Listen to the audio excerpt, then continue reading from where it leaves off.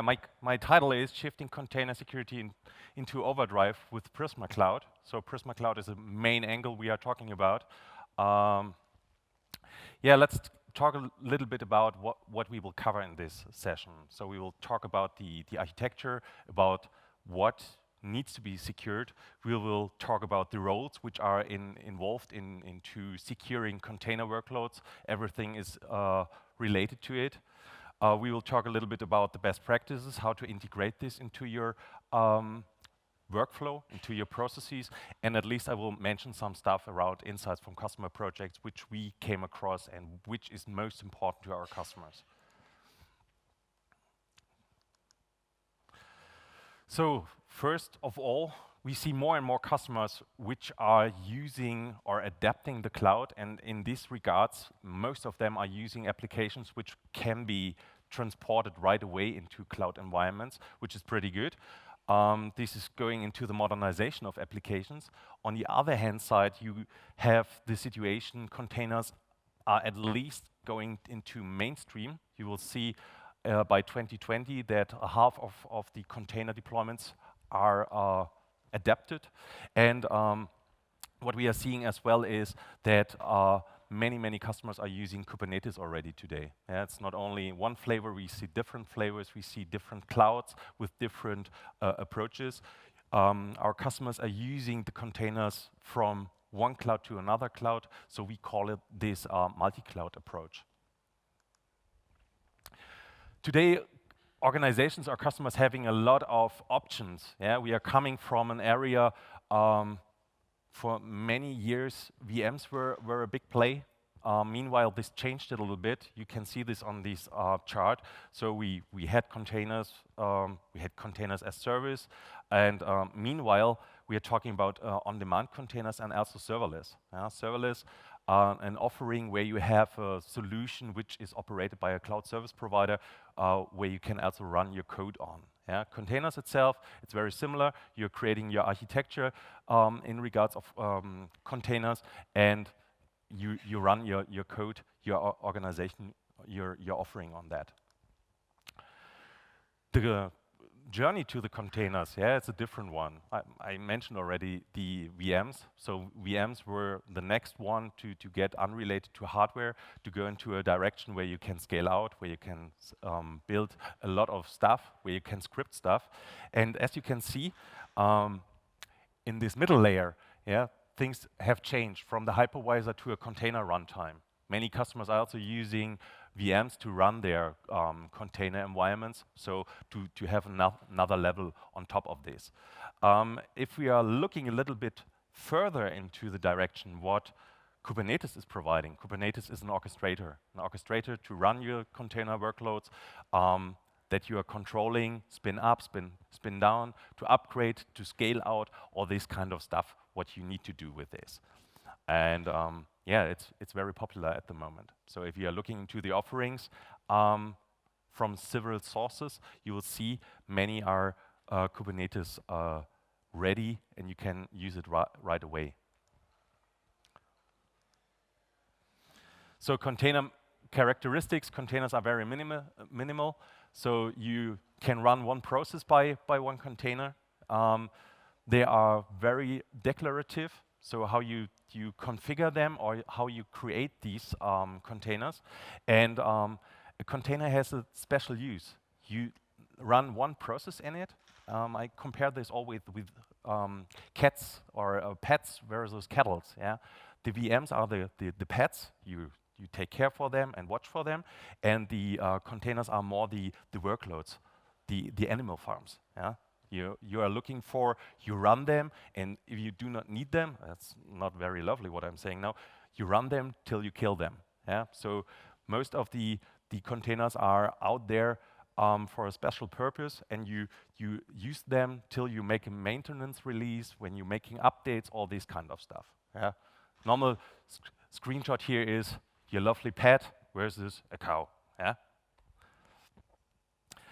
Yeah, what is the difference for us as a security vendor? So Palo Alto Networks is very known for security. Prisma is our special cloud for our word for cloud offerings, and containers are special. to secure, yeah? You have many more, as I said already. There's a high rate of change. It depends what kind of service you are running, what kind of offering you are providing.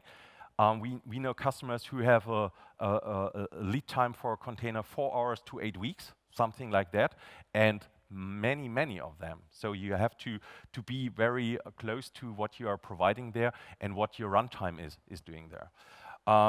The security itself, that's changed a little bit. So security was always an infrastructure topic, and if we are now talking a little bit more about this, it's very close to the developers. So the developers who are writing the code, who are building the containers, who are maintaining all this kind of stuff. And from this point of view, it's very important that we make a shift left, that's how we call this, to bring the attention of security as well to our development colleagues. Yeah? We can talk about DevOps stuff, DevSecOps stuff, yeah, but this is the important one.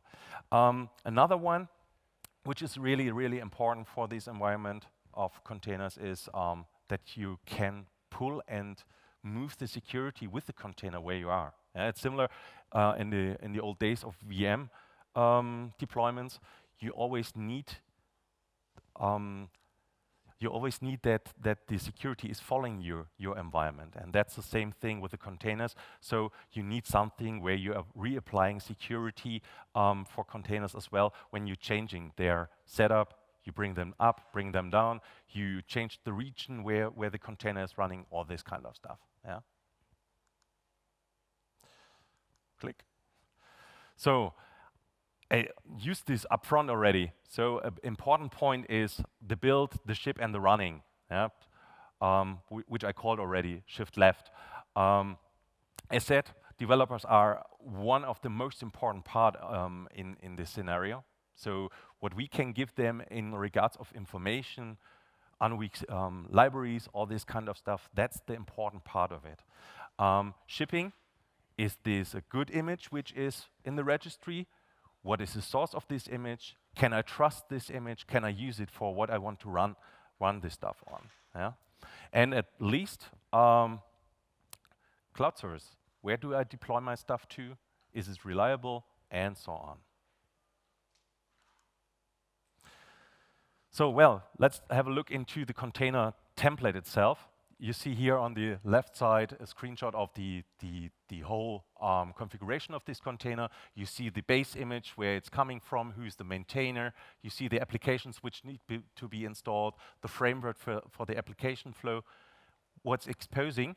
And that's the point where the security needs to be get in. Yeah? What kind of libraries are you using? What kind of software is used? Are there vulnerabilities attached to this? Yeah? And you can see everything is in this package, and the security team has no clue about what's going on there. So, and that's the part where we are coming in with Prisma Cloud to bring more information around this. Yeah?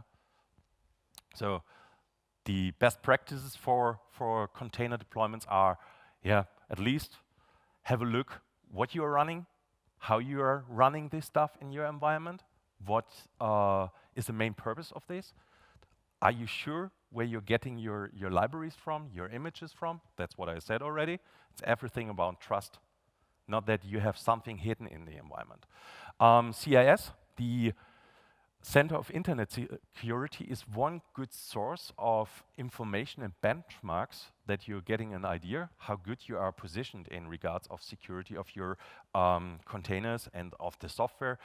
I'm just referencing to CIS for container security. There's much more. There are stuff for cloud environments. Yeah? You will find stuff for Azure, for AWS, for GCP. You will find stuff for Debian Linux. You will find stuff for any distribution. So they have a wide area where you can look into this stack, and this provides you a lot of information around to secure your stuff. Protect your applications with whitelisting. Yeah, that's one of the benefits of our solution. We are doing this in real-time automated. Yeah, means when we are spinning up stuff, we investigating this stuff, we having machine learning stuff, pulling information out of it, we relearn stuff, all this kind of stuff, and it's a little bit a away from the network layer. Yeah? Many people are thinking security is mainly to the infrastructure, to the host or whatever. In this case, we are totally investigating what's running in a container. If it's good, it's not good. Is somebody trying to tweak on this offering? And that's the idea of our solution. I stressed already the point with DevOps. Security, to integrate this into the development pipelines, to integrate it into processes of your DevOps people, that's the main intent that we are following, to provide you a solution where you can go into the direction, okay, from the building, from the coding, to the check-in into the pipeline, we can investigate what's going on, what kind of information is known to us, and what we can do from this perspective. Let's have a little bit look into what this means. So you see here a screenshot of our solution, and we scanned here a container. We know what kind of operating system it was. We know what kind of release. And here in this area, you see a lot of information about what kind of vulnerabilities. So software bugs, software errors, whatever is available. Yeah? And as you can see, here are some records where you see it's a Python, it's a Node.js integrated issue. You see from our perspective where it's coming from. That's the package information. You see that's a pretty old one. It's from 2017 from the CVE numbering. You know that more than 1 year it has been published on the CVE registration. And you see as well the fix, when the fixing of this was coming out. The risk factor gives you as well an idea how much affected you are by this. Yeah? And from this perspective, we have additional stuff like no user image is configured. There's something you are not seeing in this, especially here. And here's a red check mark. You see as well, it's untrusted to us. So what we are doing is we make a pre-flight check of the container image. So if our solution knows this from the registry, it's no deal. It's getting information around what it's spinning up, what kind of information it provides, and yeah, you get right away the information about, is this image okay or do I have an issue with it? Protecting the application itself. So visibility is a big point. You can only protect what you see from a log perspective, from a communication point of view. And from there, it's important to have a visualization to see what kind of information is traversing between containers. So this is the overview of these namespace in this demo. By the way, we can show everything what I'm showing you offline here, mainly in a live demo. So our team is here today and tomorrow. Everybody of us has access to these demos, and we can show you more details if you are interested on the upper floor. So we see here the communication between the containers. We have this related to each other. We can also see what kind of protocols are used between this. And this brings you another visibility point of view. You know what your application should do or not do. And from this perspective, you are getting the information, is this good or is it not good? So we are at the point baseline of behavior. Protecting your application means that you know how it should behave. If you want to drill down this a little bit more, we can collapse this whole thing and deep dive into it. Have a forensic stuff. When did this application change? Why has it changed? Why was a port 50,000 and now it's 52,000? What happened there? Who has access to it? Who can recode it? Yeah?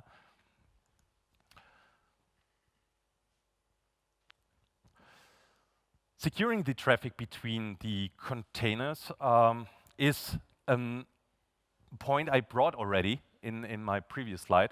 So the communication between these angles, that's what we can visualize and which we can protect. So our solution is going out not only the cloud network firewall, it's also a cloud native application firewall. What does it mean? It means that we can investigate the environment in regards of what's in this communication pattern. Are there malware communications in the images which are trying to redistribute, or do you have some kind of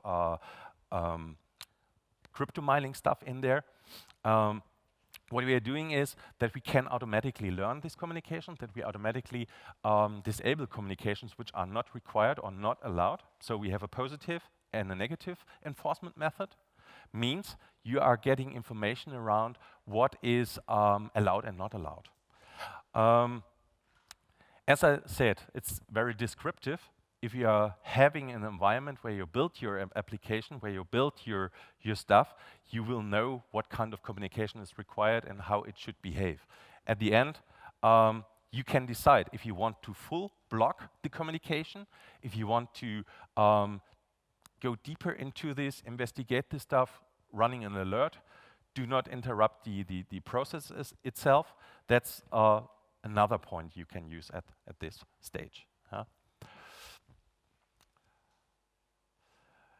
When we are talking again about the analogy of many containers, you will not be able to handle this with 1, 2, whatever colleagues. It's heavily relying on automation. So what we are learning is stuff which we are using right away in automation to get the things done, to secure the environments, and to foster this. And the whole behavior of container environments is very dynamically. And so you need to reapply this stuff again and again and learn about the behavior which you are having currently in this area. Another part of the solution, beside the visibility, beside the protect the workloads, is that you're integrated part of a compliance solution. Means you can have, on the one hand side, security rules which are enforced to protect something, a communication or a process which is not allowed on a container. On the other hand side, you can also check things like from the CIS thing I mentioned. Is the container built on best practices? Is there non-root user assigned to it? Do you don't have privacy data on it, like clear text passwords, things like that? That's something which we are also able to detect. And we are coming now to the compliance part. From the compliance, you can write your own policies where you're double checking that things like this are not on a container. Where you're saying, okay, let's take an example from here. Here you see non-root change. It's checked, and you have actions around this. You can say what you want to do with this. Image contains malware. All this kind of stuff can be checked. It's a mechanism. We are coming from the left, from the development side. We are in the runtime, and we can also say, hey, well, you want to have from the information security compliance standard some information around where I am. We can double check this and also bring this into an enforcement. As you see, these are the compliance rules which are applied to a namespace, and here we are configuring where this applies to. That's the thought behind this. So what we are doing in this point of view is that we are saying, okay, we know these benchmarks, we know these compliance standards, and we can bring this together. Last point on this is integration of compliance into the CI/CD. That's something which I mentioned in regards of development. You are going into the direction that you are saying, okay, my developer is checking in his code, he's using several libraries, and one of these libraries, containing an issue. Wrong encryption set, containing some sensitive stuff, and you can filter this out. So the build of this pipeline process will fail and give the development people a feedback. So when we can show upstairs a Jenkins example. You build your stuff, and the developer gets directly the feedback, oh, this specific part of the build failed. And now he can take action on this and bring this in a correct format. And besides this, you are also able to use a way where you say, okay, it's a grace period. It's a grace period because I don't have a solution for this, and I can use it until I have the solution. So this is what we are driving with compliance and how we integrate this. So it's a very holistic solution we are providing there, which improves the security a lot at this point.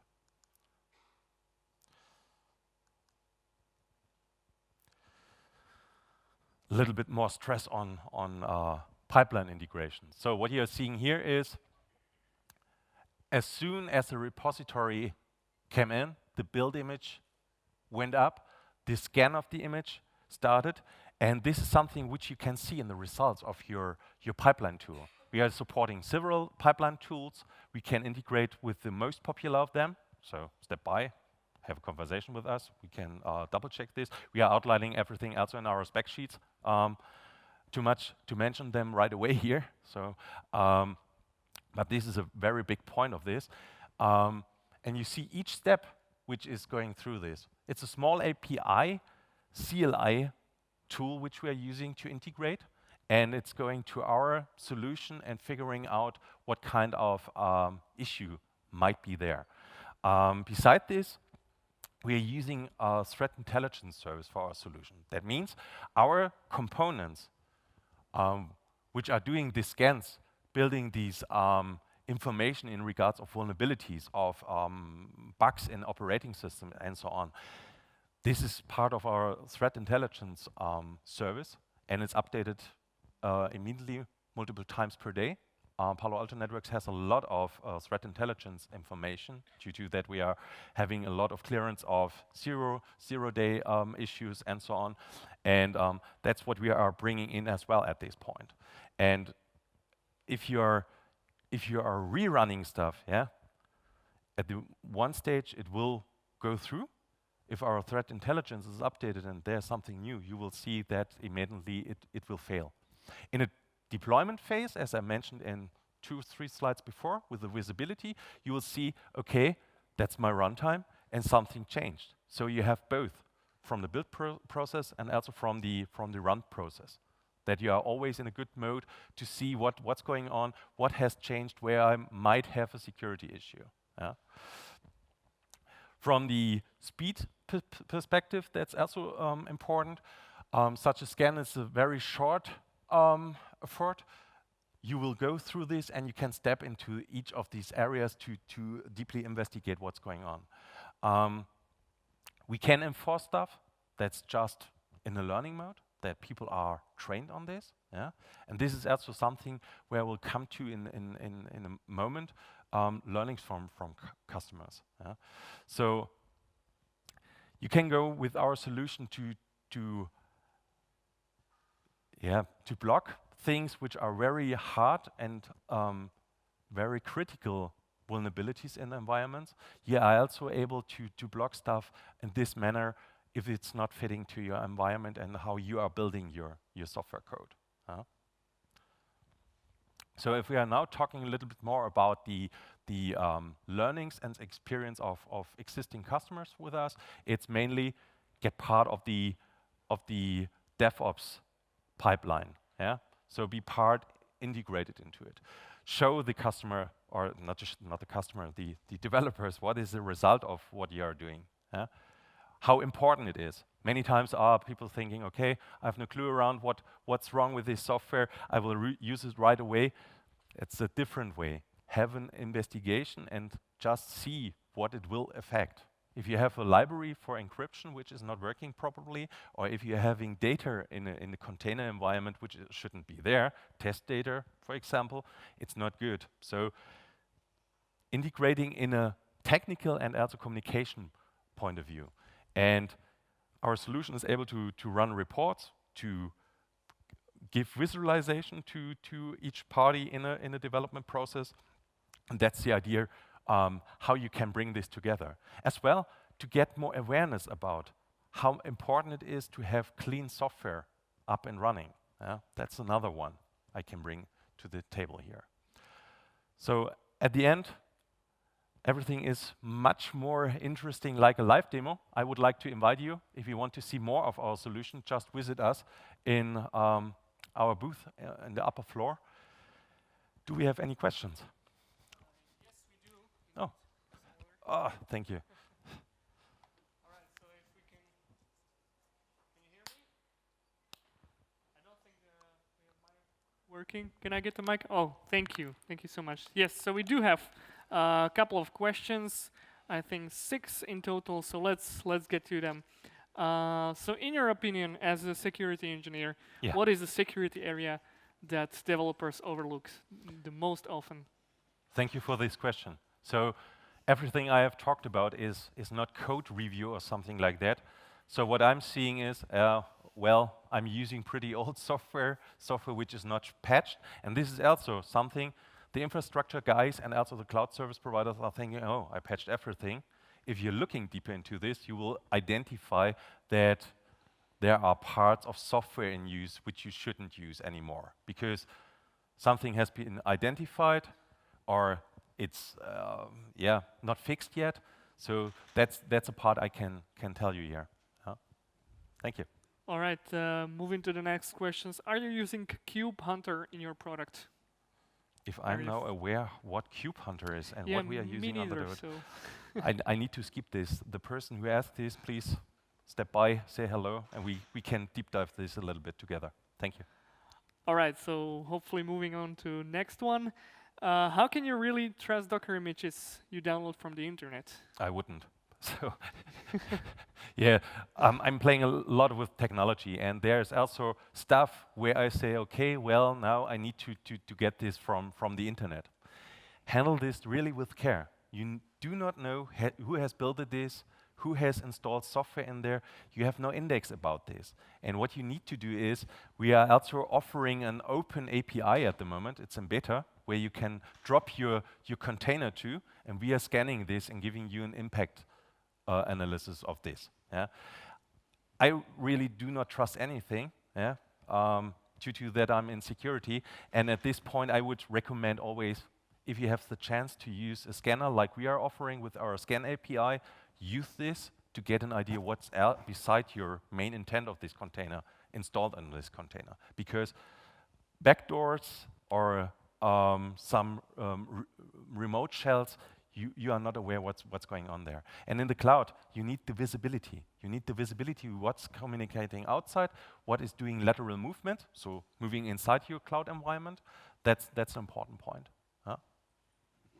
Right, we have time for a couple of more questions. Horst is asking, it jumped a little, but I'm going to continue on that question. So how are you dealing with already encrypted communication between containers using, for example, Linkerd?